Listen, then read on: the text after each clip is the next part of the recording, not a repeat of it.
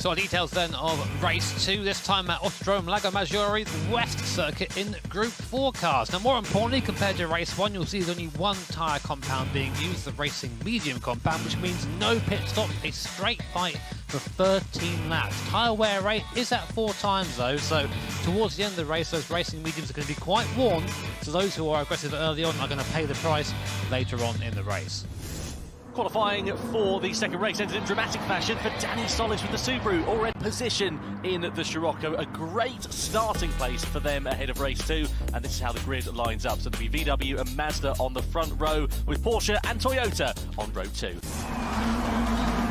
Here's the grid then, all lined up, ready for race 2 of the Manufacturer Series of the World Series Showdown in 2021. And an absolutely emphatic lap from Hiroshi Okamoto means he starts on pole position in the Volkswagen Scirocco.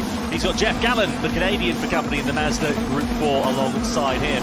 Next on the grid is headed by the Spaniard Jose Serrano in the Porsche Cayman GT4. For company, he has his fellow compatriot Coque Lopez in the Toyota 86. Next up is Robbie Hegg from the United States of America in the Peugeot RCZ. And lining up in P6 is the Jag F-Type of Soma Eseri. Looking further back, we've got Fabian Portilla from Chile. Good to see Fabian back. He's in the Dodge Viper for this one. Alongside him, he's got the Peruvian Alonso Regalado in the Aston V8 Vantage. Then the Honda NSX of Randall Haywood lines up P9. Then it's Kikeru Nakase in the Nissan GTR. And then Danny Solis will line up 11th and last. Matt McEwen sadly failing. Between Lopez and sort of the battle for second, third and fourth. Here it is, it all started here. Yeah. Lopez just sends one up inside of Gallen. Nice move actually, really nice and clean. I think took Gallen a bit by surprise, which is why the move was so easy. But then towards the end of the lap, they all sort of came back together, second, third and fourth all together here. And Coque Lopez a bit too aggressive on Jose Serrano, knocks him out wide, actually off the circuit. So Serrano goes down from second to fourth. Jeff Gallen gets the run, moves up into second place, and at this point, Coque is thinking, right, can I get second? Can I take the Mazda?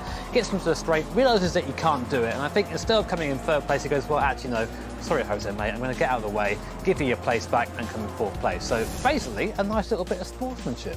And what is sportsmanship, Jimmy? That's the question that we all need to ask ourselves at the end of the day, isn't it? More importantly, though, also, what was Okamoto doing, like, out front? I mean, he was just, like, blazing ahead, just chilling, having a nice time, living his best life, you know, the dream. Cruising back, one up, that's what happens, right, when you're in first? That's exactly out the window actually, a bit? Yeah. Something like that, right? I think he was just comfortable and, you know, he was led from lights to the flag and there was just no way that he was coming under any pressure from anybody. You can see here out on track, it actually took Okamoto a few laps to sort of get that gap to a consistent level where I would imagine he would start to feel comfortable. And then he just pulled it out, just set consistent lap times. And look at it, towards the end, everyone else is squabbling off behind him, which really helped him pull that gap out a bit more. Oh, and then he window wasn't down.